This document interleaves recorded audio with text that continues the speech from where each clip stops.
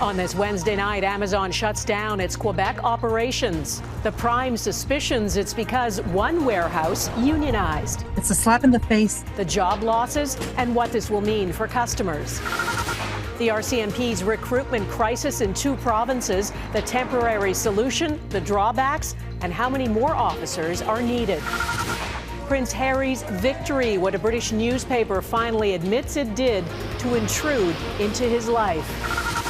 And the fur is flying. And I said, how can this happen? The cat that eventually came back after 3 flights.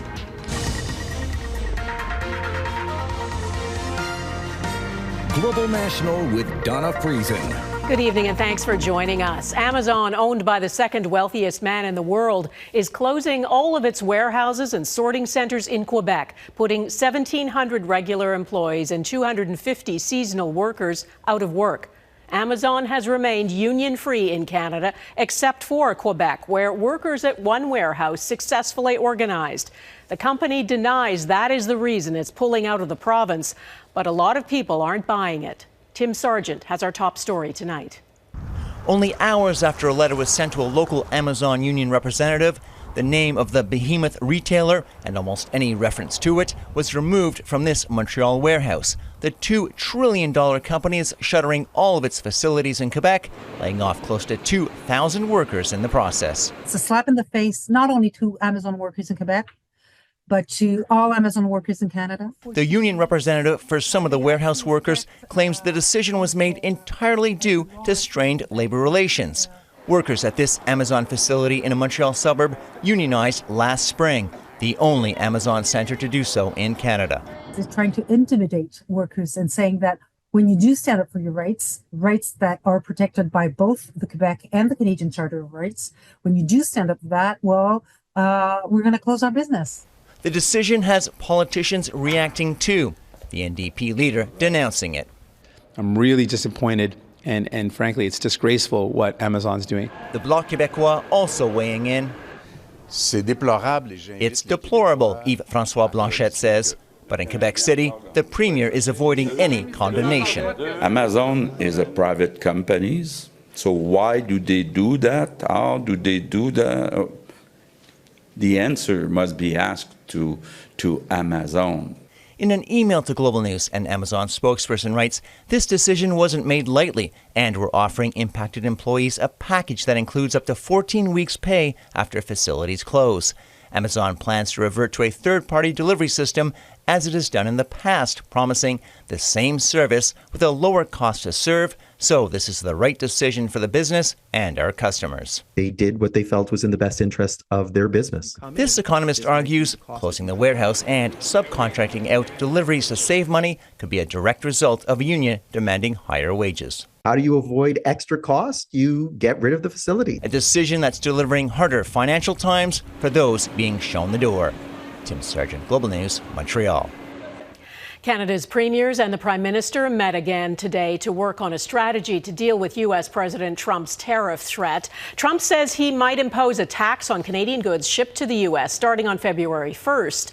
Part of the response is to urge Canadians to buy Canadian and turn away American companies. Mike Armstrong reports on what the premiers are planning. Another day, another potential way to hit back.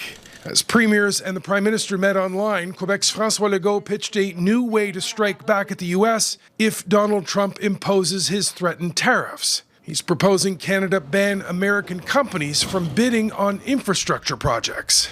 I think we must not exclude anything as retaliation measures. Premiers have for weeks said they're preparing responses should Canada be hit with a 25% tariff. As I said to the premiers, you can't bring a knife to a gunfight. Ontario's premier says Canada's response has to be tough and targeted. He wants tariffs matched dollar for dollar and to hit the president's political party in particular. We need to target the Republican-held states and the Senate and the Congress and the governors. That's what we need to do because we don't want this. Now, there is tough talk out of BC as well. Premier David Eby is asking Canadians planning vacations not to travel to the U.S. We will not spend money in a country that wants to do economic harm to Canadians. Also out of BC, a proposal to look at charging trucks traveling between Alaska and the continental U.S. Should they pay a fee to cross through Canada? There's no cost whatsoever for that transit. These are our neighbors and we have friendly relations. But should that change, we will also change. Now, some premiers are proposing less drastic action. Scott Moe from Saskatchewan insists he's on board with the Team Canada response, but says matching tariffs may make things worse. Our entire focus on this, as I said, is to de-escalate the entirety of the conversation around tariffs. Now, another part of Wednesday's First Minister's meeting was internal. Premiers are hoping to cut down on interprovincial trade barriers to make Canadian businesses less reliant on the American market. They've called for another urgent meeting specifically on internal trade next week. Donna? Mike Armstrong in Ottawa, thanks. As politicians and businesses strategize, many Canadians are wondering how tariffs might impact them. From laundry detergent to orange juice, prices could go up on many household items. Anne Gaviola looks at what you and your family can expect. A tariff battle could start as early as next week. Trump threatening a 25% increase on Canadian goods coming into his country, Canada on standby to retaliate. There's a huge widespread effect across the Canadian economy if these tariffs were to go ahead. So what does that mean for your household? Items likely to cost more include breakfast cereal. The U.S. is the world's largest exporter of cereal and Canada its biggest market. Citrus fruit juices would also cost more if across-the-board tariffs come to fruition. Expect to dish out more for soap and cosmetic products. Kentucky-style whiskey was among the products that Canada imposed retaliatory tariffs on during Trump's first term. But an immediate hit to consumers could result from massive tariffs slapped on goods with parts made in China, shipped to the U.S. for assembly, like bicycles. If you see an increase in the cost of importing those parts, you have to increase your price to the customer. Trump's tariffs on China, as much as 60%, would potentially inflate the prices we pay because exporters would have to adjust if their goods suddenly became much more expensive to their largest market. Because their volume drops to the U.S., will they have to increase prices in other markets to offset that? Retail analyst Bruce Winder tells Global News a number of companies are looking into shifting production from China to other low-cost jurisdictions like Vietnam, Cambodia, Thailand, or India. Now, a number of companies have already started diversifying their production outside of China. Global News reached out to several Canadian brands, Aritzia and Canadian Tire, to find out how they're managing the tariff uncertainty. They haven't responded. Dollarama, which doesn't have a presence in the U.S. but sources many products from China, tells Global News it continues to monitor developments. Anne Gaviola, Global News, Toronto. This is the former leader of the Proud Boys, Enrique Tario. He is out of prison and back home in Miami after being pardoned by President Trump. He was serving 22 years, convicted of seditious conspiracy for the role he played in organizing the attack on the U.S. Capitol in 2021. Trump pardoned nearly 1,600 people charged in connection with that attempted insurrection. Tario says those who investigated the attack need to pay for what they did. President Trump is moving fast to deport undocumented immigrants and people seeking asylum. He signed an executive order today directing federal agencies to repel, repatriate, and remove illegal aliens across the southern border of the U.S. As Jackson Prosco reports, Trump is effectively closing the border to asylum seekers and severely limiting who is eligible to enter the U.S. The most visible sign of Donald Trump's immigration crackdown may come at the U.S. border with Mexico, where 1,500 American soldiers are being deployed, as Trump promised. I will send troops to the southern border to repel the disastrous invasion of our country. For now, the troops will only be supporting Customs and Border Patrol. Trump is considering whether to invoke the Insurrection Act to allow the military to carry out arrests on American soil. He's using his executive authority because desperate times call for desperate measures. At the same time, communities across the U.S. are bracing for large-scale immigration raids and promised mass deportations. If I were to lose my parents due to deportation, my whole world would fall apart. We want our immigrants to know that this is a city of immigrants, this is a country of immigrants. It's imperative that you go to school, use the hospital service, use the police services. Some local leaders have vowed not to cooperate. as the new administration warns no place is safe. Undocumented immigrants could even be arrested in churches and schools. The only way that we will cooperate with ICE is if there's a criminal threat to our community. But aside from that, we will not be cooperating with ICE. In response, Trump's Justice Department is vowing to prosecute local officials. A 3-page memo warns federal law prohibits state and local actors from resisting, obstructing, and otherwise failing to comply with lawful immigration commands.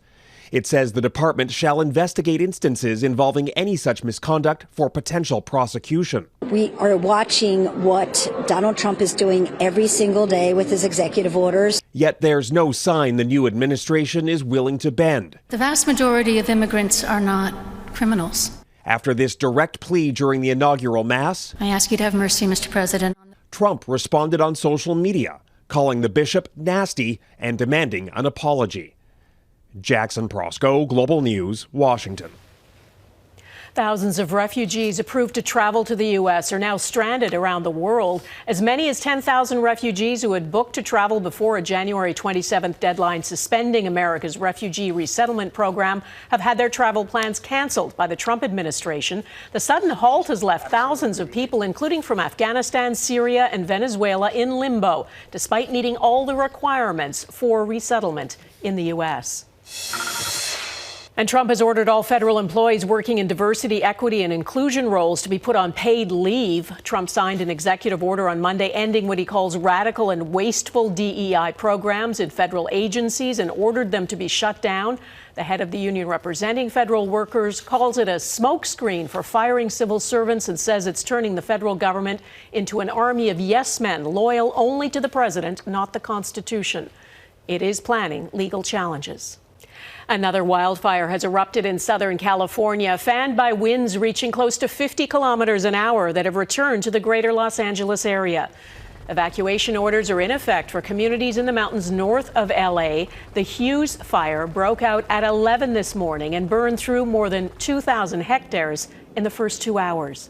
And tens of millions of Americans in the southern U.S. are digging out from an Arctic blast. In the Florida Panhandle, usually sandy beaches are blanketed in snow. The Sunshine State got the most snow in its history, shattering the previous record set in 1895. Several states have declared emergencies due to the deep freeze, including Louisiana, which saw a record 25 centimeters fall on New Orleans. At least 4 weather-related deaths have been reported. The RCMP is hunting for help. Coming up, the province is needing more officers and the potential solution.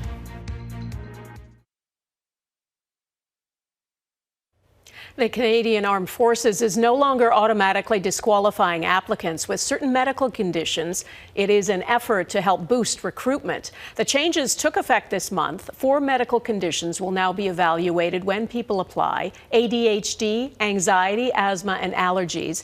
In the past, applicants with some conditions, including allergies, were immediately disqualified. For the past several years, the Armed Forces has only been able to reach about 60 to 65% of its recruitment target. The RCMP continues to face recruiting challenges, leading to what the force describes as critical staffing shortages in some provinces. They're considering flying in officers to police some communities. Mercedes Stephenson reports on where the Mounties need the most help and their plan to fix the problem. The Royal Canadian Mounted Police are frantically searching for a few good men and women to serve in Saskatchewan and Manitoba. In a force-wide email obtained by Global News, RCMP brass warn of, quote, critical staffing shortages in the organization. The Mounties are asking all members and active reservists across the country to consider a temporary deployment, to spend 2 weeks in Manitoba and Saskatchewan. They're more sparsely populated, and a lot of areas are not as forgiving or receiving for new members. Sources say the RCMP need 100 to 200 officers per province approximately to fill the vacancies. A shell game that highlights a systemic shortage for the RCMP and what the email refers to as a resource crisis. Robbing Peter to pay Paul. So that shortage exists nationally. Forced to juggle between traffic tickets and counterterrorism, experts say it's time for the force to focus. No other federal police force in the democratic world spends the bulk of its policing tasks basically doing local policing. But that's a decision politicians must make. political authority here and its neglect of the organization and its refusal to engage in aggressive RCMP reform over the 9 years of this government's mandate is a failure for this country. I spoke to RCMP Commissioner Mike Duham about Manitoba and Saskatchewan. He says the shortages there are part of the ill effects the force suffered as a result of the pandemic, and that some of the policies that were introduced to lure applicants had unintended side effects for certain provinces. For example, being able to pick where you live and not being moved around, which helped Alberta, but not Saskatchewan. Duham says the RCMP are undertaking some creative solutions, including campaigns with provincial governments to encourage local applicants and some new rotations to try to fill remote postings. Donna? Mercedes Stephenson, thanks. A boil water advisory is still in place in Halifax, and it's causing a delay in some medical procedures. Nova Scotia Health says more than 140 procedures, including surgeries and endoscopies, have been rescheduled since the advisory was issued on Tuesday. Procedures involving high-risk patients did go ahead as planned. Halifax Water says the advisory, affecting more than 200,000 customers, will be in place until further notice. Ahead, an historic admission of guilt and major legal victory for Prince Harry.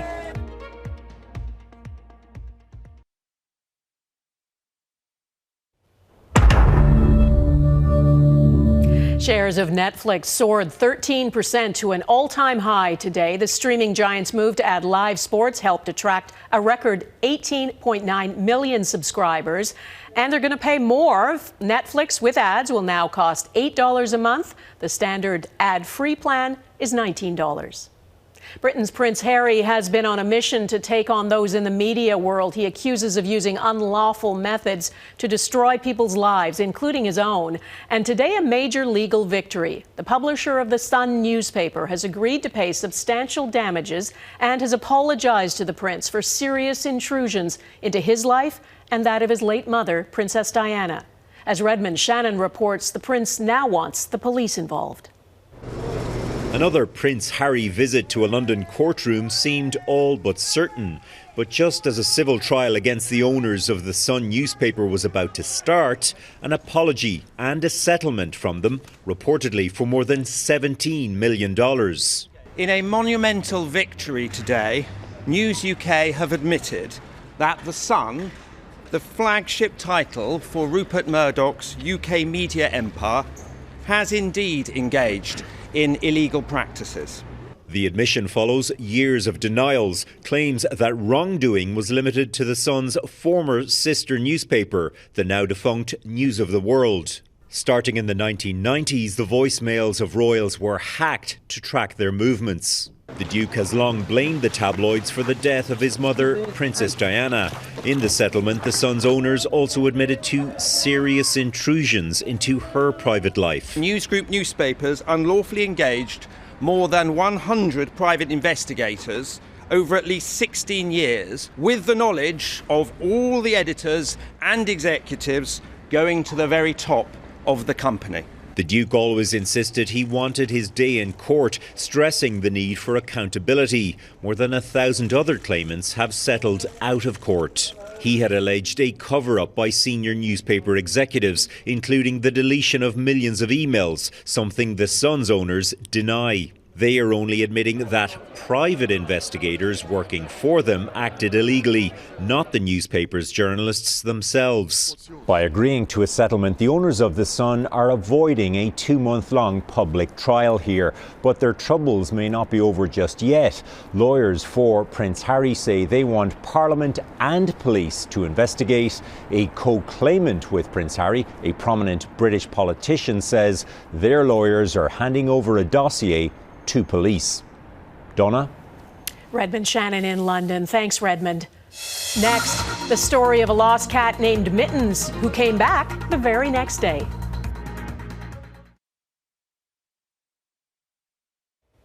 People who travel by air know the stress of waiting for luggage on arrival. Well, imagine if your precious cargo is a cat who failed to show up. Neetu Garcha brings us the story of Mittens, whose trip took an unexpected turn. Mittens became an accidental jet setter last week, traveling between New Zealand and Australia 3 times in just 24 hours. Her owner is sharing her 8-year-old feline's remarkable journey. My son and I were travelling to Melbourne. We've moved there from New Zealand last week, just over a week ago, and we had the cat on the same flight. But when they arrived at the airport to collect the cat, something went terribly wrong. They said, look, we have located your cat, but it's actually on the return flight back to Christchurch, New Zealand. It turns out Mittens had been left in the cargo hold and mistakenly took the return flight too. Hours had passed before ground staff realized the cat was still on board. Staff notified the pilot, who turned on the heat to ensure she stayed warm. And I said, look, let's just get her back on the plane, back to Melbourne. I had a really sleepless night. You cannot imagine. In a statement, Air New Zealand said it's working to ensure this doesn't happen again, adding it would reimburse all costs associated with the cat's travel and apologized for the distress the ordeal caused. Mittens isn't the only feline in flight making headlines this month. This curious cat caused some chaos during a trip from Vancouver to Toronto after escaping from its carrier and running down the aisle. He eventually returned to his owner's seat.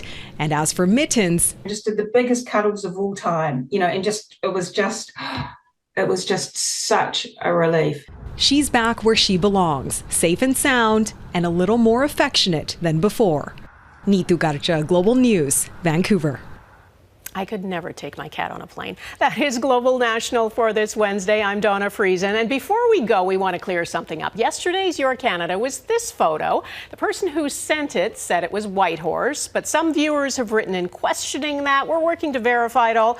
Tonight, there is no doubt this is Whitehorse, the capital of Yukon. We'd love to see your Canada. Please email it to globalnational@globalnews.ca. Helps if you're certain where it is. And thanks for watching. Hope to see you here again tomorrow. Bye-bye.